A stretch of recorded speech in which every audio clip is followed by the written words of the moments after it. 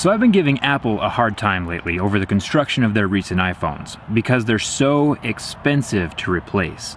With the iPhone X, it's $549 to replace the back glass. With the iPhone 8 Plus, it's a little bit cheaper, but still incredibly expensive. So today I'm gonna put my money where my mouth is, and I have two brand new phones, the iPhone X and the iPhone 8 Plus. Both of them have the glass backs with the new construction design, and we're gonna drop them both with realistic drops and see when they may or may not break. Remember that drop tests are never conclusive. With a larger sample size, you can get a better idea of what's gonna happen. I have done 2 drop tests in the past with regular sized iPhone 8s, but I have never dropped these 2 phones. So it'll be interesting to see what happens. Plus, I'll be attempting my own back glass repairs on these broken phones. So I need broken phones in order to do that, so it's all for a good cause. Apple does claim to have the most durable glass ever on a smartphone, so it'll be interesting to see what happens with this iPhone X and the new iPhone 8 Plus. Let's get started.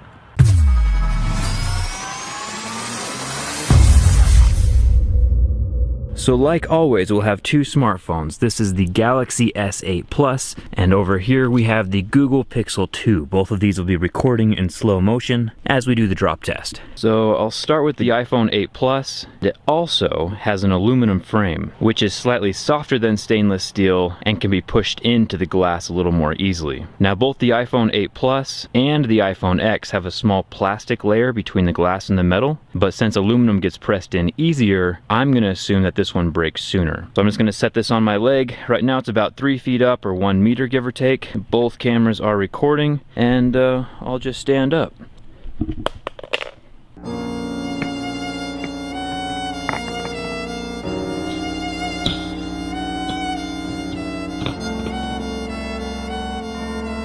So after the first drop, it looks like the back is fine. We hit right up here on the corner next to the camera bump. But the back panel is fine, and the front is fine. Set that down.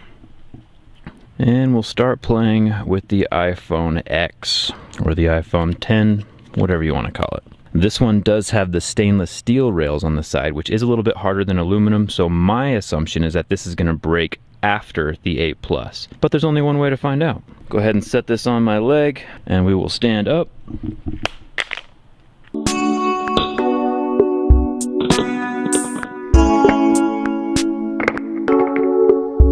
Looks like the back glass is totally fine. Front glass is still good. Let's try it again. We'll do sitting down one more time because this is the most common type of drop, just forgetting it's on your lap and then standing up.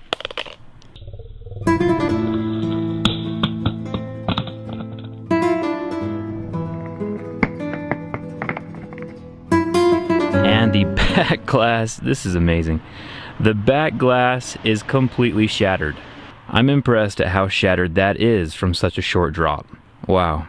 So this brand new iPhone 8 Plus took only 2 drops from about knee height as it slides off my leg to completely shatter the back. And now we owe Apple a ton of money to replace this thing.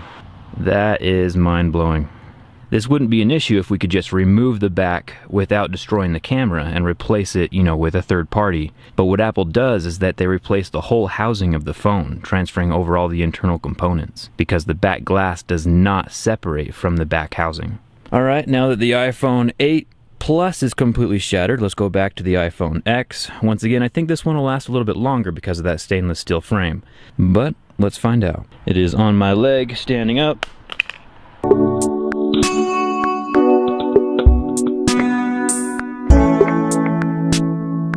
Looks like the front is still fine. The back glass is still totally fine, no damage. So hopefully that stainless steel side is absorbing the impact and not denting in to hit the glass. So the iPhone 8 Plus is completely shattered, but we're gonna do another drop test anyway to see how long it takes the front to shatter. Now I'll be pulling it out of my pocket and dropping it from about waist high.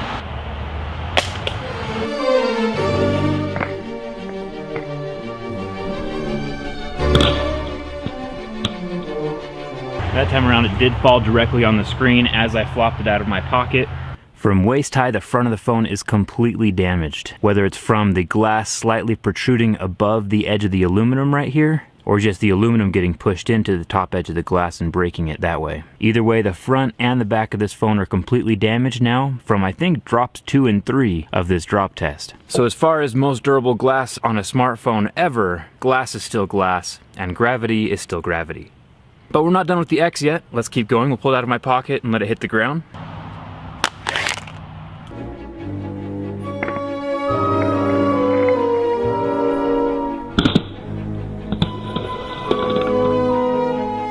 Still nothing wrong with the X. We have complete solid glass on the back and no cracks on the front. We'll do one more waist high drop with the X since the 8 Plus has bit the dust.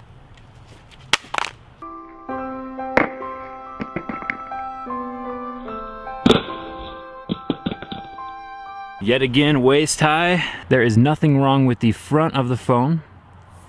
Still 0 cracks on the whole front side of the device, but on the back side, right next to the camera hump, there's the smallest of nicks. So I'm gonna assume that with the next drop, or a drop soon after, the whole back is gonna shatter from that point, because once there's a weak point introduced into the glass, that's where all the damage happens. We'll do one more from about chest high.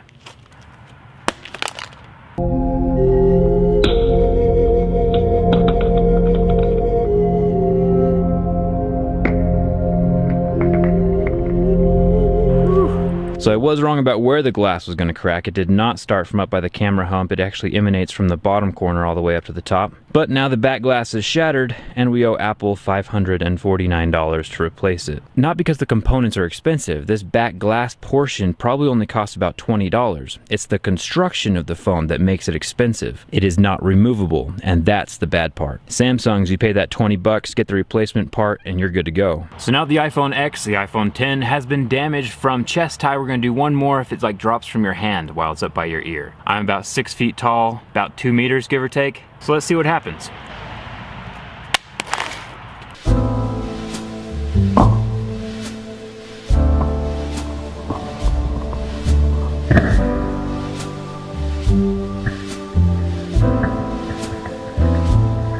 So the front glass of the phone does have damage in that bottom left corner. Nothing too drastic, but it is damaged. And the back is now just shattered everywhere.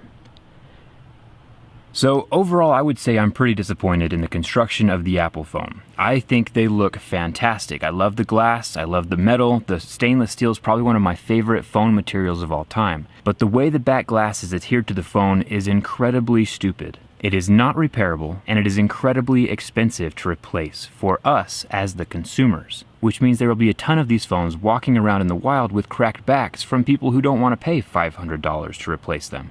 So now that we know how the phones are constructed and how fragile they are, it's time to make a decision. And to me, a case seems like a no-brainer. In my past videos, I did have a case on one of the phones that I was dropping, and it lasted significantly longer than the naked phone. And with the high price point cost of repair on these phones, the risk is not worth the reward. Yeah, the phones look good naked, but they don't last long naked. So yeah, I would say a case is mandatory on both of these phones, because you're basically buying a new phone with the price it costs to repair it. Definitely a poor decision on Apple's part. Let me know what you think though, down in the comments. I'm curious, would you buy a phone like this? And if you would buy an extremely fragile phone that's expensive to repair, would you walk around with it naked, or would you put a case on it?